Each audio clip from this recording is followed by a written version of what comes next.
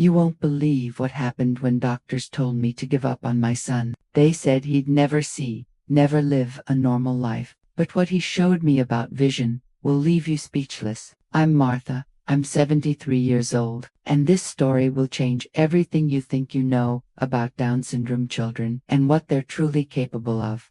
I was an artist living in Vermont back in 1987.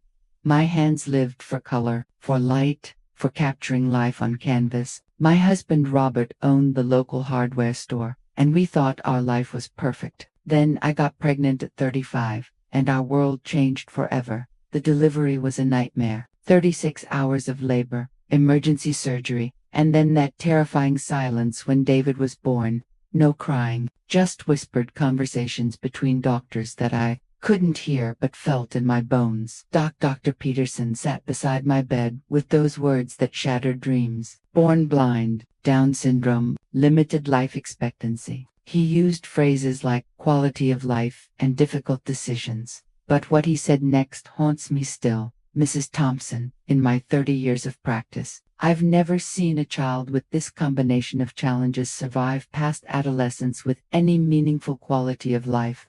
The room spun. Robert gripped my hand so tightly I thought he might break my fingers. The doctor continued, his voice clinical and cold. There are excellent facilities that specialize in these cases. They can provide round-the-clock care that, frankly, you won't be equipped to handle at home.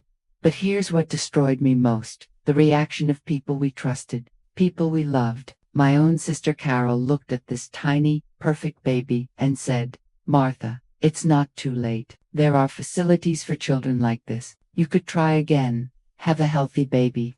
She actually used the word replacement, as if David was a broken appliance we could simply exchange. Robert's brother Jim was even crueler. "Think practically," he told Robert while I pretended to sleep. "A kid like that will never contribute anything. He'll drain you dry financially and emotionally. Sometimes love means letting go. You're young enough to start over."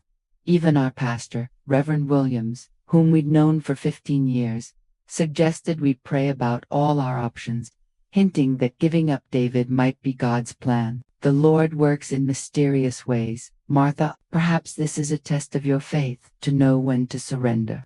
But when I held David, when his tiny fingers wrapped around mine, I saw something they couldn't see. His peaceful face, his strong heartbeat against my chest. They saw a burden. I saw a possibility. Those first years were brutal beyond anything I could have imagined. Constant medical appointments, sometimes 3 per week, physical therapy, occupational therapy, speech therapy that seemed pointless since David rarely made sounds, bills that never stopped coming, often exceeding Robert's monthly income from the hardware store. Robert worked 16-hour days, taking on every repair job, every delivery, just to keep our heads above water. I gave up my art career completely. My studio became David's therapy room, my easels replaced by medical equipment. Our insurance company fought every claim. I spent hours on the phone, pleading with representatives who treated David like a lost cause. "Ma'am, we need to discuss realistic expectations for your son's prognosis," they'd say, using the same clinical tone as Dr. Peterson. Friends disappeared like smoke. Invitations stopped coming. When we did venture out, people stared, not with curiosity, but with that particular mixture of pity and fear that makes you feel like a walking tragedy. Sarah Mitchell, who'd been my closest friend since high school, stopped calling after 6 months. When I finally confronted her, she said, "Martha, I just don't know what to say anymore. Your life is so different now. I feel guilty complaining about normal parent problems when you're dealing with this." The isolation was crushing. Some nights, when David cried for hours and I was running on no sleep, those cruel voices echoed in my mind. "You could have had a normal life. You chose this struggle."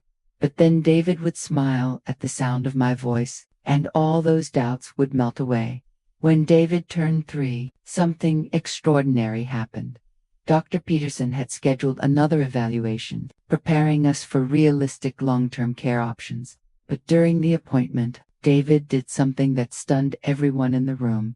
I was describing a painting on the wall, a simple landscape with rolling hills. David, who had never shown interest in visual descriptions before, suddenly reached out and traced shapes in the air, mimicking the contours I was describing. His movements were precise, purposeful.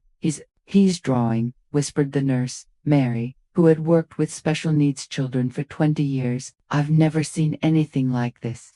Dr. Peterson, clearly uncomfortable with anything that didn't fit his dire predictions, dismissed it as coincidental motor movements. But I knew better. David was seeing with his hands, understanding space and form in ways that defied every limitation they'd placed on him. That night, I decided to teach David about the world through the only language I knew, color and art. Red is warmth, I'd tell him, placing his hands on sun-heated stones, like the feeling of sunshine on your face. Blue is coolness, like the breeze through your window when it rains. Yellow is pure happiness, like your laughter filling our house. I spent hours creating texture boards, rough sandpaper for angry reds, smooth silk for calming blues, bumpy corduroy for playful greens. David's fingers would dance across these surfaces, his face lighting up with understanding.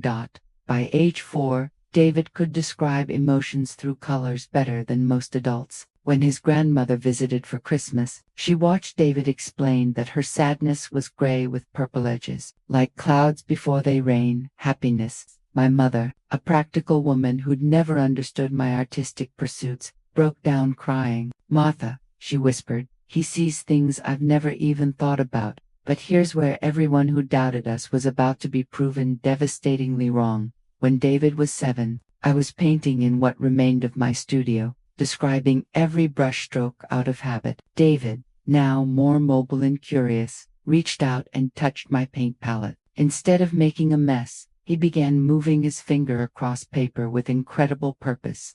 What does blue feel like when you paint it, Mama? He asked. That question stopped me cold. In 15 years of professional art training, no instructor had ever asked me to feel color. It feels like calm water, I said, watching him create flowing, wavy lines. He wasn't just painting. He was painting the soul of blue itself. I gave David his own art supplies that day. Child-safe paints, thick brushes, textured papers. What happened next defied every expert opinion we'd ever received. David's first painting looked like abstract chaos to untrained eyes, but when you understood his language, it was a perfect representation of our dog Max. Not how Max looked, but how Max felt. The warm brown swirls of loyalty, the yellow bursts of excitement when we came home, the gentle green waves of Max's calm breathing when David petted him. The results were extraordinary. Abstract paintings that captured pure emotion, sculptures that seemed to pulse with life. His art teacher at the special needs school, Mrs. Henderson, called me with genuine amazement in her voice. I've taught for 30 years, Martha, and I've never seen anything like David's work. Yesterday, he created a sculpture during a thunderstorm. When I touched it, I could feel the storm, not see it, feel it. The electricity, the power, the strange calm in the center. He creates with a depth of feeling that most adults spend decades trying to achieve. Mrs. Henderson arranged for David's work to be displayed in the school's annual showcase. For the first time, people saw David not as the disabled boy to be pitied, but as an artist to be celebrated. The local newspaper ran a small article titled, "Young Artist Sees with His Heart." The reporter wrote, David Thompson's art challenges every assumption about disability, creativity, and the nature of sight itself. By age 10, David's reputation had spread beyond our small town. The Green Mountain Gallery in Burlington agreed to display 3 of his pieces in their Emerging Artists section. Then came the moment that changed everything. A sophisticated collector from New York, visiting Vermont for fall foliage, wandered into the gallery. She stood before David's sculpture of a bird in flight, carved from local maple. Smooth in some places, rough in others, capturing not the appearance of flight but the feeling of freedom itself. Mrs. Eleanor Worthington offered $300 for David's sculpture, more money than Robert made in a week at the hardware store. $300 for art created by the son, everyone said would never amount to anything. But when I told David about the sale, his response wasn't about money. Does she understand what it means, Mama? Does she feel the bird's happiness when it breaks free from the ground? That's when I knew David understood something about art that many professionals never grasp, that true art isn't about technique or training. It's about connection, about making others feel what you feel. But Mrs. Worthington didn't just buy the sculpture. She became David's first patron. She introduced his work to galleries in New York, Boston, and Montreal. By age 12, David had pieces in 5 different galleries.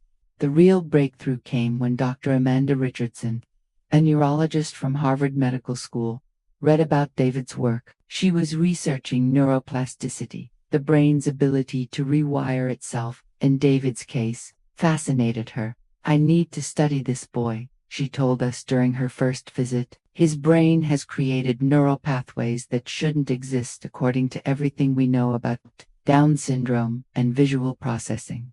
Dr. Richardson's research, published in the New England Journal of Medicine, brought David national attention. The article described David as a profound example of human potential overcoming perceived limitations. The media attention was overwhelming. Suddenly, everyone wanted David's story. 60 Minutes called Good Morning America sent a crew. People magazine put David on their Heroes Among Us list. But fame brought new challenges. Skeptics emerged, claiming we were exploiting David, that his success was fabricated. Dr. Peterson, now retired but still influential, told a local reporter, while the family's dedication is admirable, we must be careful not to create false hope for other families facing similar challenges. The criticism stung, but David, now 13, had his own response. During a live television interview, when the host asked him about people who doubted his abilities, David said simply, Mama taught me that when people can't see something beautiful, it doesn't mean the beautiful thing isn't there. It just means they need to learn a new way of seeing.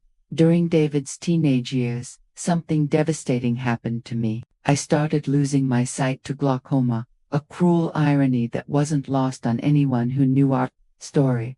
The diagnosis came during one of David's regular appointments. My ophthalmologist delivered the news with the same clinical detachment Dr. Peterson had used years earlier. Mrs. Thompson, I'm afraid the glaucoma has progressed significantly. Even with aggressive treatment, you're looking at substantial vision loss within 2 to 3 years. The irony was crushing. I'd spent David's life teaching him to see without eyes, and now I needed those same lessons. The fear was paralyzing. How could I continue helping David navigate the world when I was losing my own way? But David, now 17, and more insightful than many adults, had a different perspective. Mama, you taught me that the most important things can't be seen anyway. Now, I get to teach you everything you taught me. And he did. David became my teacher, my guide, showing me how to create art through touch, feeling, and heart instead of sight. He developed techniques I'd never considered. Feel the paint's thickness. Mama, thick paint is angry or excited. Thin paint is sad or peaceful. He taught me to sculpt by sound, the different tones clay makes when it's ready to be shaped versus when it needs more water. On my 60th birthday, David presented me with something that left me speechless. As my hands explored it, I realized it was a life-size sculpture of my own face, every line, every expression, captured with stunning accuracy. I made this by touching your face every morning while you slept for the past year, David said softly. I memorized every line that shows your kindness, every expression that shows your love. Mama, I may have never seen you with my eyes, but through my heart, I can see you perfectly. That sculpture, which now sits in our living room, changed everything I thought I knew about sight, about love, about truly seeing someone.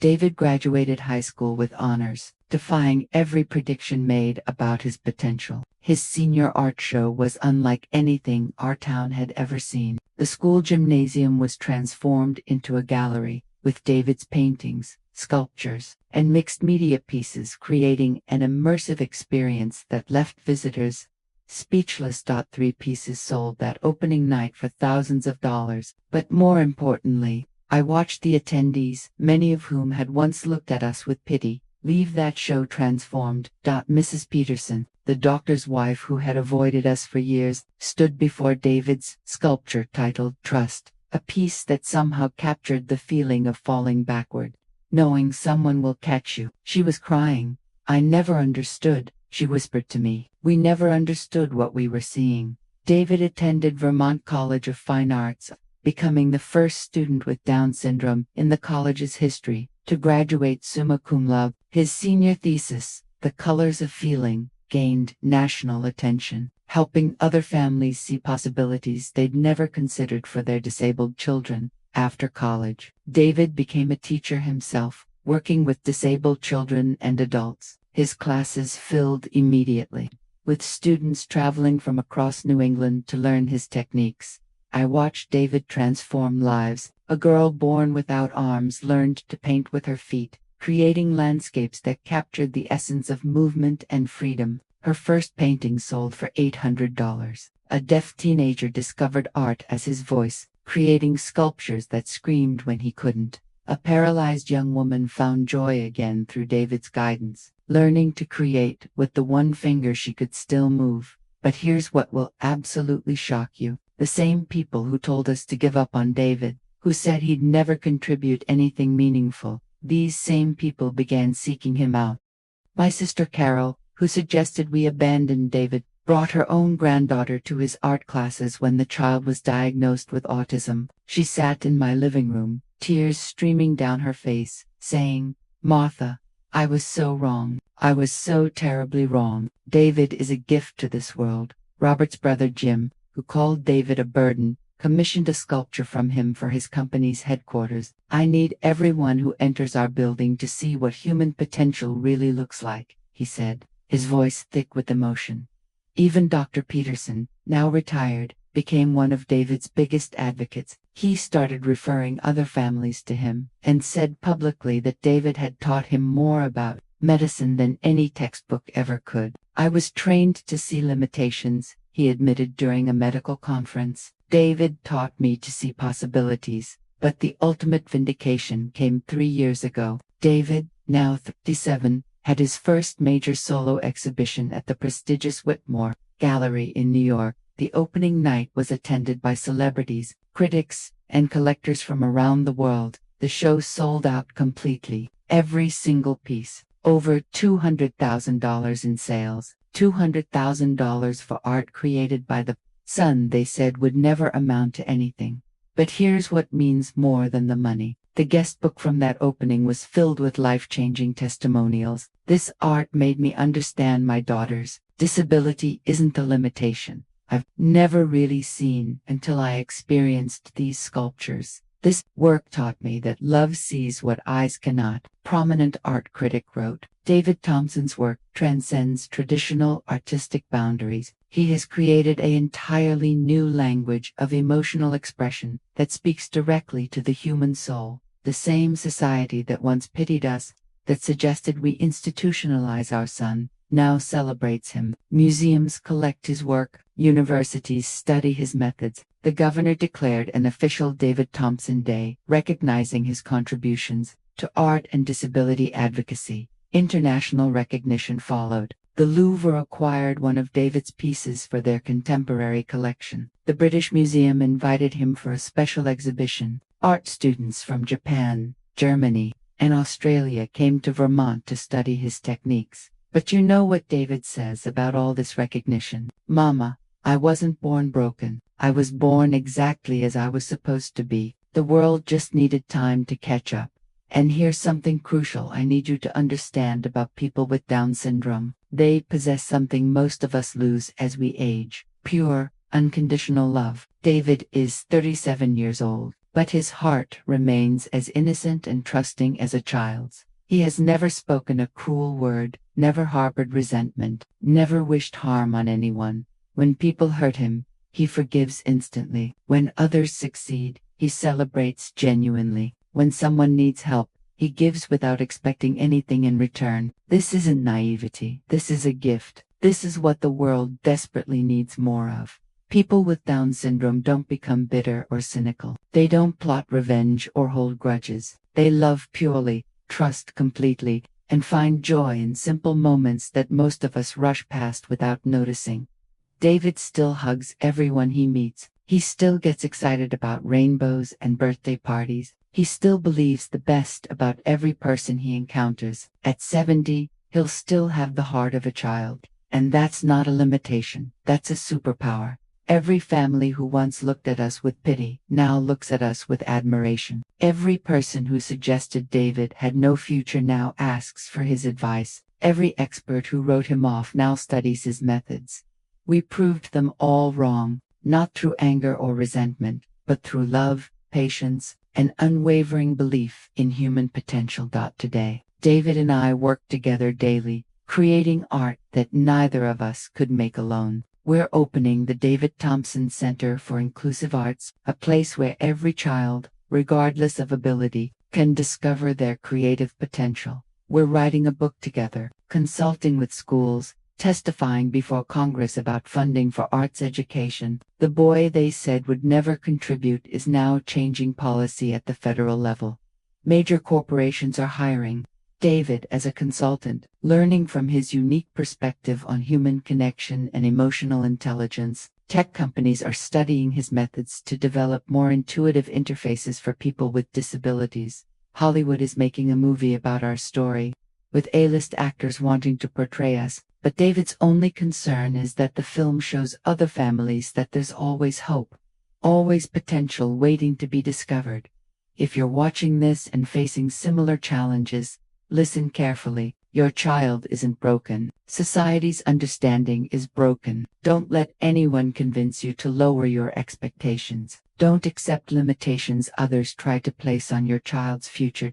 Give them chances. Give them love. Give them opportunities to show the world what they're capable of. Because people with Down syndrome and other disabilities aren't burdens to be carried. They're gifts to be unwrapped. Teachers to learn from. Lights to guide us back to what really matters. David didn't overcome his Down syndrome and blindness. He used them as tools to create beauty, spread love, and teach the world about human potential. He showed me that the most important things in life, love, creativity, joy, compassion, these can't be seen with eyes anyway. They can only be felt with the heart. Now, I want you to do something for me. Share this story with someone who needs to hear it. Comment below about someone in your life who taught you to see differently. Subscribe if this touched your heart, because I share stories like this every week. And remember, the next time you meet someone with Down syndrome or any disability, don't see limitations, see possibilities. Don't offer pity, offer opportunities.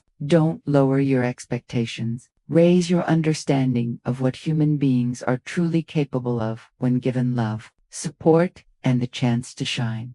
This is Martha Thompson, with my son David, reminding you that sometimes the people the world dismisses as different are actually the ones who can teach us the most about being beautifully, perfectly human. Thank you for believing in the power of love, the miracle of potential, and the truth that every person, every single person, has something magnificent to contribute to this world.